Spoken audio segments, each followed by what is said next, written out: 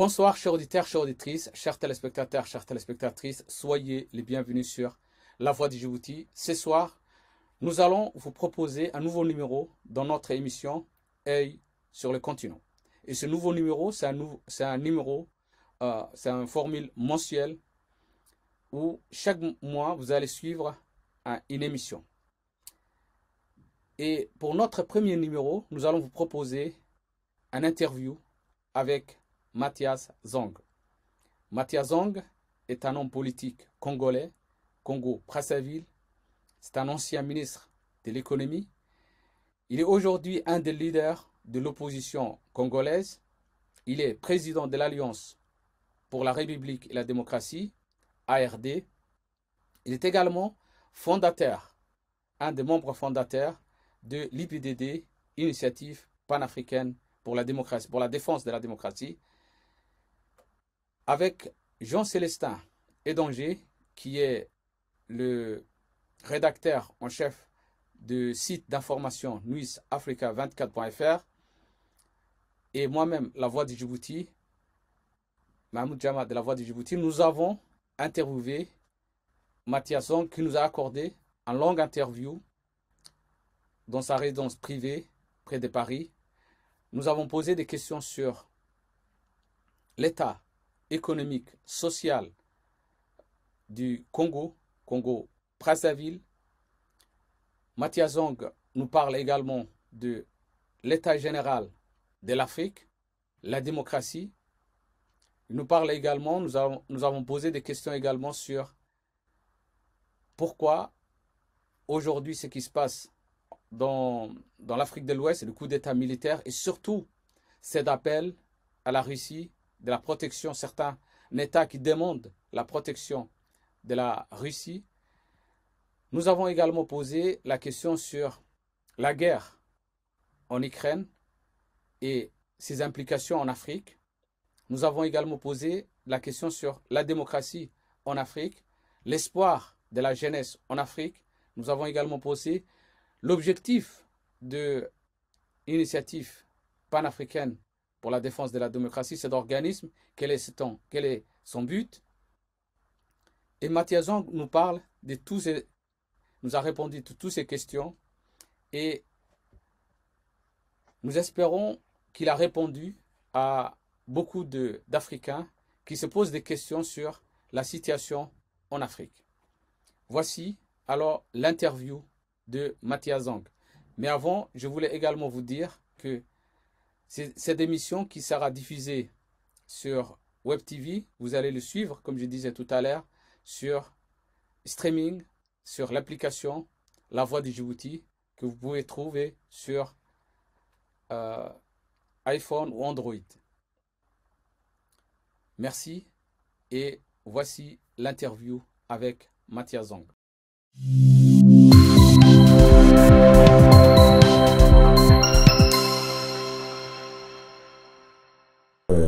Présentez-vous un peu en quelques mots. Bon, je suis Mathias Zong, je suis un ancien banquier, ancien ministre des Finances. Aujourd'hui, sur le plan professionnel, j'ai pris ma retraite. Sur le plan politique, je ne suis plus au gouvernement, mais je continue à faire la politique dans l'opposition avec une plateforme politique qu'on appelle l'Union de Rassemblement pour la République et la démocratie, l'ARD. Et nous sommes là et nous nous battons toujours pour que dans notre pays, une vraie démocratie puisse s'appliquer. Alors, vous êtes par ailleurs président de l'IPDD, c'est-à-dire l'Initiative panafricaine pour la défense de la démocratie. Voilà, je suis par ailleurs président de l'IPDD, Initiative panafricaine pour la défense de la démocratie, parce que je pense que la démocratie est la seule issue qui peut permettre à tous les pays africains de sortir de l'ornière actuelle par aller voie pacifique et promouvoir un vrai développement qui soit bénéfique à toutes les populations africaines. Alors, dans ce mini-entretien que vous nous accordez, nous allons parler essentiellement de trois choses. D'abord, faire un petit point d'actualité sur le Congo, et cette actualité est riche. Un mot peut-être aussi sur une situation beaucoup plus panafricaniste, c'est-à-dire sur le reste du continent, votre regard, votre analyse. Et puis, ce nouveau monde qui est en gestation avec la guerre en Ukraine, les positions qui semblent se figer de part et d'autre, et l'Afrique dans tout ça. Voilà les trois points que nous allons aborder. Alors, premier point, première question, l'actualité actuelle, donc, aujourd'hui au Congo. Quand vous voyez, par exemple, l'histoire de la note de service qui impose le couvre-feu aux Congolais, quand vous voyez la question de la société Orion, avec M. Lucien Bata, où beaucoup d'argent visiblement a été distribué, y compris au proche du président de la République, Sassou Nguesso. Quand vous voyez la question des terres congolaises qui ont été données, alors on dit aux mercenaires rwandais, en tout cas, toutes ces questions, qu'est-ce que vous dites? La première question d'abord concernant le couvre-feu. Merci beaucoup. Bon, couvre-feu, oui. C'est trop dit. Enfin, d'après le gouvernement, ce n'est pas un couvre-feu, ce n'est qu'une vérification d'identité. Alors que le gouvernement sait très bien que dans notre pays, très peu de Congolais disposent de carte d'identité. Parce qu'il faut avoir de l'argent, les Congolais sont pauvres, il faut en distribuer. Pour en avoir, ce n'est pas facile. Alors aujourd'hui, en raison de ce qui se passe au sein du pouvoir même, c'est-à-dire des déchirements au sein du pouvoir, comme vous le savez, je vous rappelle que il y a un bon bout de temps, les Congolais sont au courant que le président Denis Sassou Nguesso, qui avait déjà promis sa succession à son neveu, son Dominique Okemba, a déclaré que son successeur sera son fils. Alors bien sûr, ça crée du mécontentement au sein du clan familial. L'autre partie n'est pas contente. Pourquoi le fils au lieu du neveu? Et beaucoup de prétendants se déclarent au sein du pouvoir, et ce sont les déchirements qui créent les problèmes au point où, comme ils disposent d'armes en même temps, il n'est pas impossible qu'un jour ils en reviennent aux armes. Alors s'ils en reviennent aux armes, ça a créé des problèmes de sécurité, et on prétend que certains mobiliseraient des forces qui viendraient de l'extérieur, notamment le fils. Alors c'est pour détecter tous ces gens-là qu'on a imposé le problème de la carte d'identité, qui devient sérieusement un vrai couvre-feu. Quand vous êtes étranger, vous n'avez pas la carte d'identité nationale congolaise, donc vous serez facilement récupéré. C'est ce qui se passe. Et ça a créé pas mal de problèmes. Il y a aussi maintenant le brigandage qui se fait, puisqu'il y a des gens qui vendent des cartes d'identité à des étrangers, on signale surtout à Pointe-Noire. Il y a un désordre absolu à travers cette opération de carte d'identité qui en réalité est un vrai couvre-feu, mais lié au tiraillement politique au sein du clan familial. Alors, vous avez expliqué sur cette question-là. Vous voulez prendre une question aussi? Oui, en fait, Monsieur le Président, vous êtes aujourd'hui interviewé par deux médias, News Africa 24 et La Voix du Djibouti. Et la question que on voulait vous poser consiste la situation actuelle du Congo. Congo, Brazzaville, parce qu'on parle de Congo. Bon, la situation actuelle du Congo, nous avons l'habitude de dire que notre pays est dans une situation extrêmement difficile. Il traverse une crise multidimensionnelle à tous les niveaux, au niveau politique. Par exemple, tout à l'heure, le couvre-feu, c'est la situation au niveau politique. Les élections sont toujours truquées. La situation politique est grave. Ensuite, la crise économique est grave également. Le Congo, l'économie ne marche plus. La crise est grave, les paiements courants ne se font pas réellement. Pourtant, c'est un pays pétrolier, mais on ne sait pas où va l'argent du pétrole. Donc, il y a une crise très grave, les paiements courants sont aux arrêts. Et un pays comme le Congo qui vend du pétrole, qui est donc exportateur net, aujourd'hui le Congo est dépourvu des réserves de change internationales pour payer ses importations. Nous payons les importations grâce à la solidarité au sein de la CEMAC, à travers le compte d'opération qui est ouvert au niveau du Trésor français, conformément aux dispositions de la zone franc. Voilà comment nous nous en sortons. En dehors de ça, c'est très grave. Alors, il y a un problème d'un niveau qui est très grave pour notre pays, c'est la crise sanitaire. Je vous assure, l'explosion de la mortalité au Congo, alors fait penser à une épidémie. Pourtant, il n'y a pas d'épidémie, mais comme les hôpitaux n'ont rien, pas équipés, il y a une carence notoire de système sanitaire, alors la mortalité est énorme, elle est explosive, les Congolais en ont marre.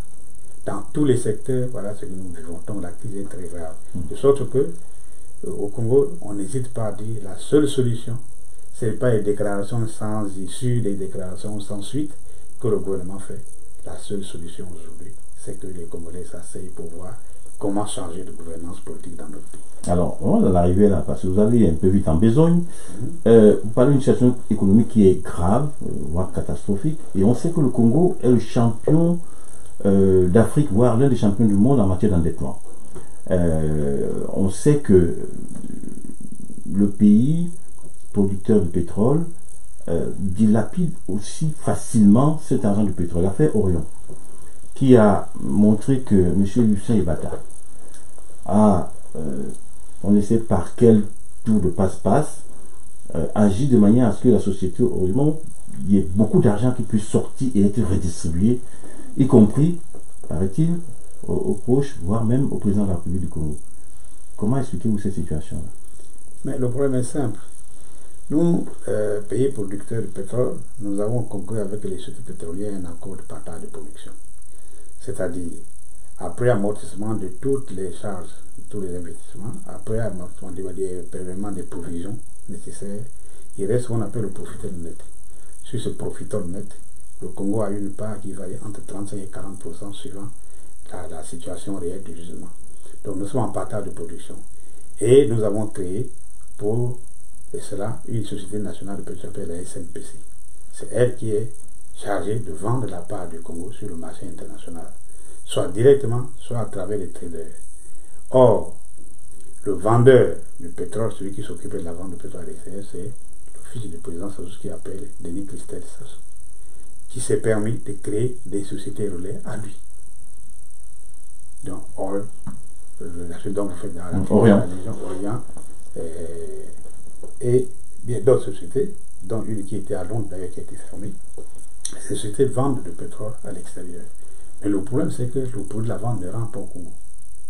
Moi-même qui vous parle, j'ai eu à dénoncer en disant pourquoi l'argent et le pétrole ne rentrent pas au Congo. Et pourtant, quand j'étais ministre des Finances, j'ai proposé qu'on signe une convention entre la SNPC et l'État. Selon cette convention, 72 heures après encaissement des fonds de la vente par la SNPC, cet argent doit être rétrocédé au Trésor, moyennant une rémunération à la SNPC qui ferait donc son chiffre d'affaires. Mais malheureusement, cette convention n'a jamais été appliquée jusqu'à ce jour. Alors voilà, donc l'histoire des Bataluciens à travers Orient, ça vient de là.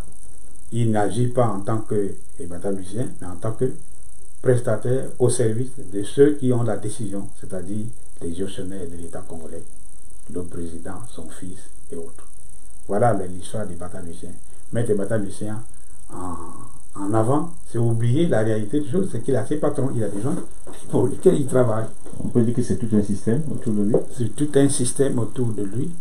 Et vous voyez, même les traders pétroliers, quand ils vendent notre pétrole, il y a une dette qui se développe, on ne les paye pas.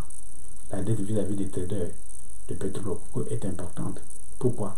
Ils vendent le pétrole, mais ils ne les payent pas. Mais cet argent de pétrole ne rentre pas au Congo. J'aime lancer un défi, qu'on me dise au Congo dans quelle banque est viré cet argent de pétrole. Dans les comptes du Trésor, la Banque centrale, cet argent n'est pas viré. Dans les banques commerciales, il n'y a pas cet argent. Et souvent, je vous raconte une histoire, quand le ministre des Finances a besoin de payer des salaires, alors on demande à la SNPC, le ministre a besoin de tant de milliards pour payer les salaires. Mais on lui envoie ces tant de milliards pour payer les salaires, mais le reste c'est où? Le reste c'est où? Et c'est ça le vrai problème du Congo. Alors, vous avez parlé d'autres problèmes, vous avez parlé du problème de la crise sanitaire, en tout cas, crise sanitaire, pas au sens de la Covid, mais l'état sanitaire, en fait, du Congo. Comment expliquer justement qu'un pays comme le Congo, certes, qui n'est pas le plus riche de l'Afrique, mais ne puisse pas avoir une politique qui soit digne en matière de santé? Mais ça dépend de ceux qui font la politique. La gouvernance, c'est ça. Si vous n'avez pas une bonne gouvernance, on arrive à ce genre de résultat. C'est parce que le gouvernement n'a aucune politique sanitaire viable. Il n'y en a pas. On joue au coup, chacun détourne son argent, il vient sur sa rue s'emplit des poches. C'est tout. Donc on ne se préoccupe pas de la santé des populations congolaises. Est-ce qu'on peut d'ailleurs étendre ce constat que vous dressez à l'éducation, à l'enseignement, à l'emploi aussi, le chômage, notamment chez les jeunes? Je vous assure, c'est ça, exactement. Près de 70% des jeunes congolais diplômés sont au chômage. Il n'y a pas d'emploi. faut qu'il y ait des emplois, il faut qu'il y ait des entreprises qui se créent. Et il n'y en a pas. Pourtant, le Congo était riche par son sous-sol. Non seulement le pétrole, mais les autres mines. Il y en a beaucoup. Et puis il y a la forêt. Il y a la forêt, nous sommes que 5 millions d'habitants. On devait être heureux, mais il n'y a rien. Donc, il n'y a strictement rien, aucune politique. Disons que la gouvernance est chaotique. Moi, j'appelle souvent une gouvernance chaotique et calamiteuse. Voilà la gouvernance politique qu'on peut gérer de façon générale dans notre pays. Je la caractérise comme ça. Et c'est un problème réel. Aucune politique. On va te faire un dernier mot encore sur le Congo avant de rentrer dans le reste de l'Afrique. Le Congo n'a pas d'argent pour financer l'éducation, la santé, mais visiblement il est généreux puisque il a distribué des terres, il a donné des terres. Quand je dis il, l'État, le président Sassou, à ceux qui l'ont soutenu, ceux qui l'ont aidé à prendre le pouvoir, aux mercenaires rwandais. Comment cette situation est vécue au Congo et qu'est-ce que ça peut avoir comme implication dans, par exemple, le développement de l'agriculture du pays? Ça fait rire tous les Congolais. Bon, vous dites que le Congo n'a pas d'argent. Le Congo a de l'argent, mais l'argent est détourné. L'argent est détourné, mis dans les comptes, dans les paradis fiscaux à travers le monde. Vous allez dans tous les paradis fiscaux. Vous avez sur certains marchés financiers internationaux, vous trouverez l'argent congolais et il y en a beaucoup. Malheureusement, au Congo, l'argent ne rentre pas. Donc, il n'y a pas de rapatriement des fonds après la vente du pétrole.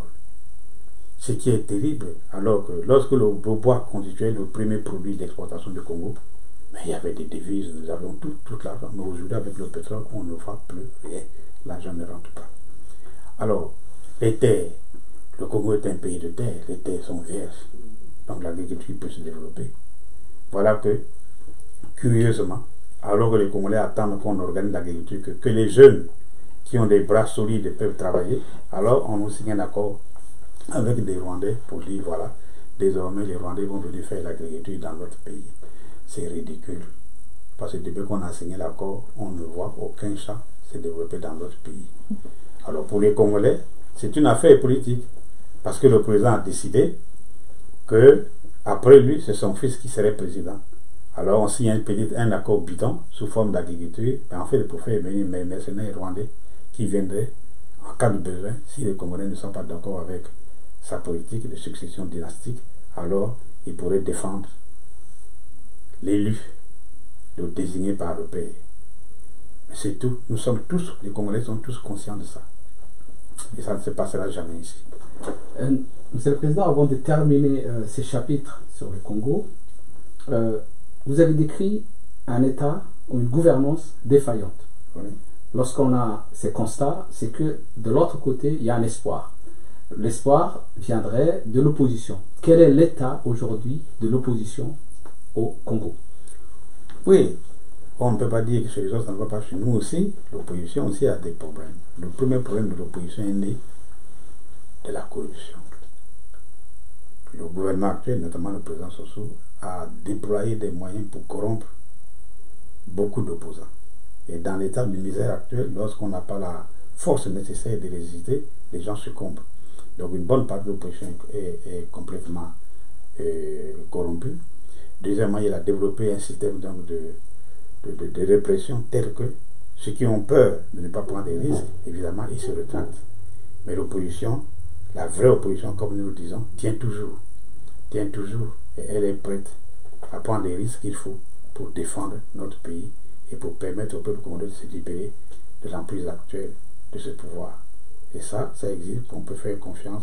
Pourquoi nous croyons à l'avenir, nous pensons que l'avenir est encore là et nous pouvons espérer.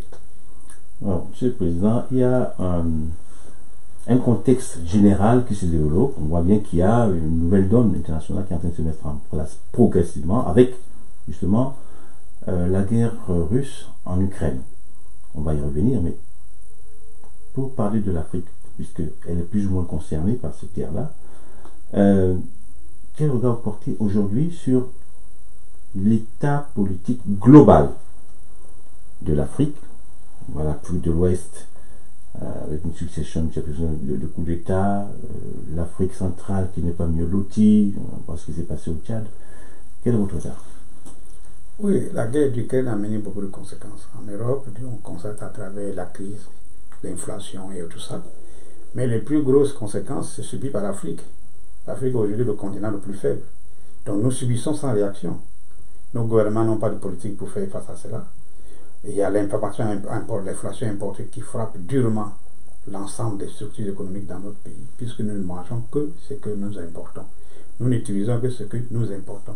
Donc on subit lourdement les conséquences de la crise ukrainienne. Si bien que... Et aucun pays africain ne réagit. On regarde là, mais le point n'est pas de prendre position pour l'Ukraine ou pour la Russie. L'essentiel est que la paix du monde soit préservée, parce que s'il n'y a pas de paix, la première victime, c'est l'Afrique, dans les conditions d'aujourd'hui.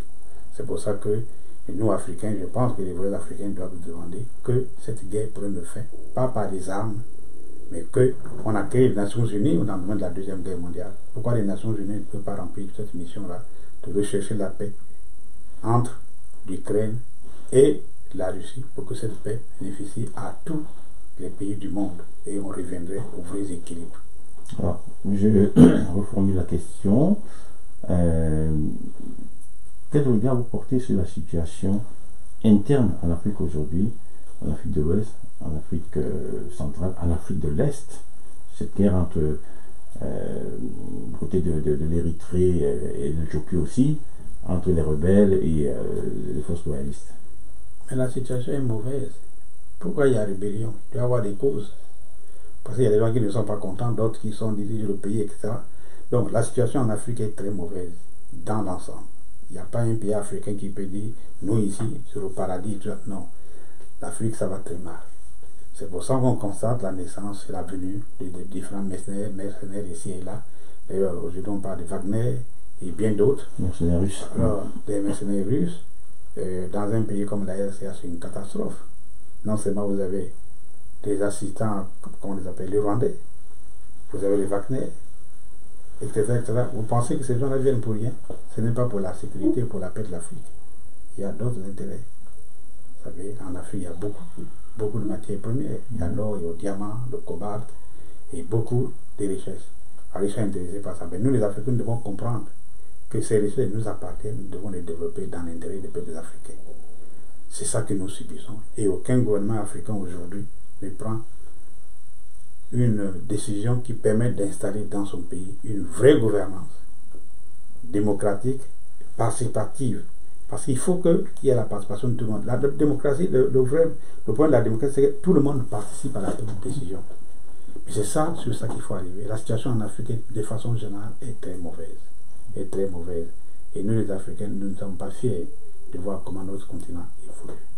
Alors faisons des efforts, nous qui sommes encore là, travaillons de sorte que les générations à venir puissent bénéficier des parts qui leur permettent de développer cet état de gestion vraiment démocratique, participative, et moi je pourrais m'ajouter une gestion sociale pour que tout le monde puisse bénéficier des efforts des uns et des autres. C'est très important.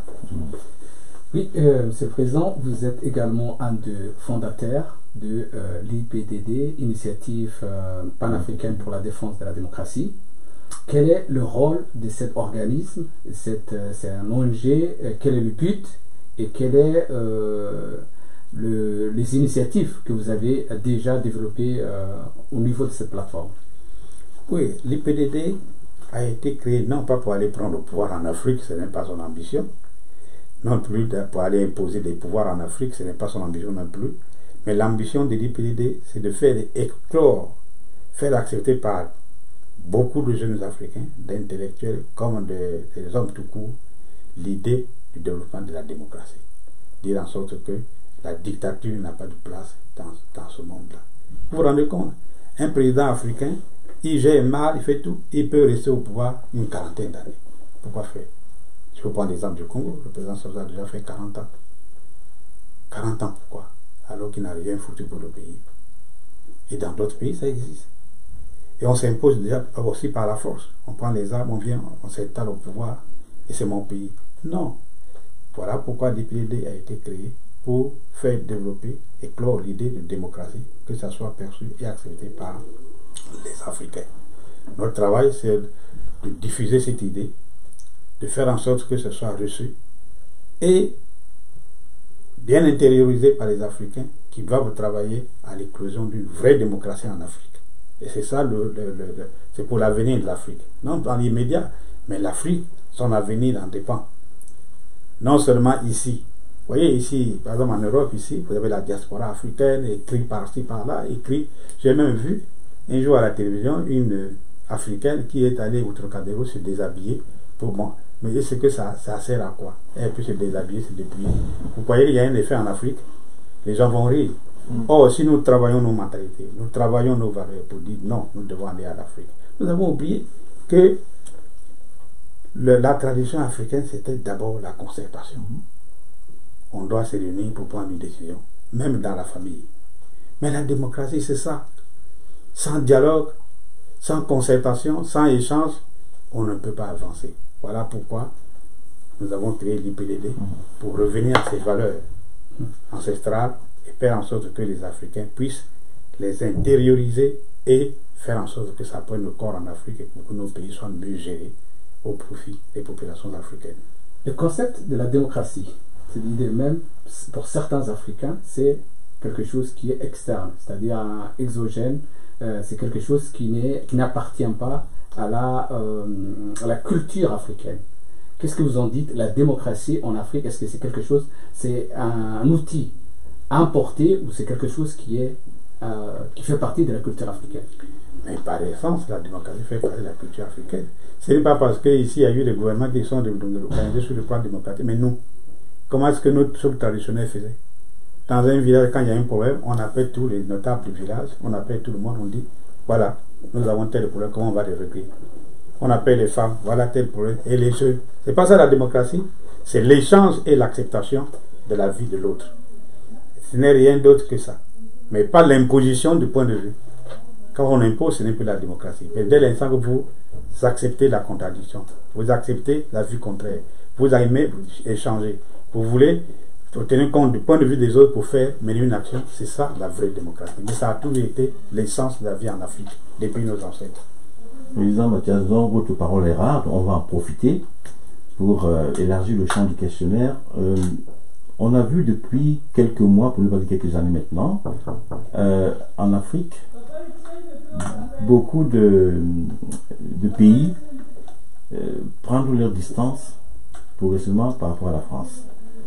La France est partie du Mali et le Burkina demande que dans un mois, les forces françaises doivent quitter leur territoire. Première question, comment vous analysez ce désamour qui s'est installé entre la France et certains de ses anciennes colonies? Et deuxième question, que faudrait-il pour renouer les fils, non seulement du dialogue, mais de l'amitié et de la coopération entre certains de ces pays et la France? Bon, c'est une bonne question. Je pense que ce sont les pouvoirs africains qui sont en train de tromper les peuples africains. Leur mauvaise gestion, ils mettent le tort sur la France. Ça ne va pas passer, la France a fait ici. Non. La coopération, c'est un partenariat gagnant-gagnant. Vous gagnez, nous gagnons. Il n'y a pas de perdant. Chacun tire profit de la coopération. Alors, si nos gouvernements avaient compris ça, que nous sommes en partenariat avec la France, parce que nous cherchons tel objectif, la France est partenaire avec nous parce qu'elle cherche tel objectif, et on trouve un équilibre, que chacun gagne. Il n'y aurait pas de problème. Bon, quelqu'un il vient faire un coup d'État, un matin, et il dit non, il faut chasser les Français. Mais tu as fait le coup d'État pourquoi? Regarde, il y a un seul coup d'État qui a réglé les problèmes en Afrique. Il y a un coup d'État qui a réglé les problèmes en Afrique, il n'y en a pas. Quelqu'un qui se réveille un bon matin, il fait un coup d'État. Il arrive, il ne propose aucune politique viable. Et on met le tort sur les autres. Que c'est la France qui a fait ça. Mais vous, qu'est-ce que vous avez proposé comme politique dans votre pays pour que la France ne puisse pas faire ça? Ça n'existe pas. Voilà, c'est cette question-là. C'est plutôt à nous de réfléchir. Qu'est-ce que nous pouvons faire pour gagner dans la coopération avec la France? Alors, on ne dit pas de coopération. Vous avez vu à Ouagadougou, les gens se battent pour que Wagner ait à Ouagadougou, au Burkina.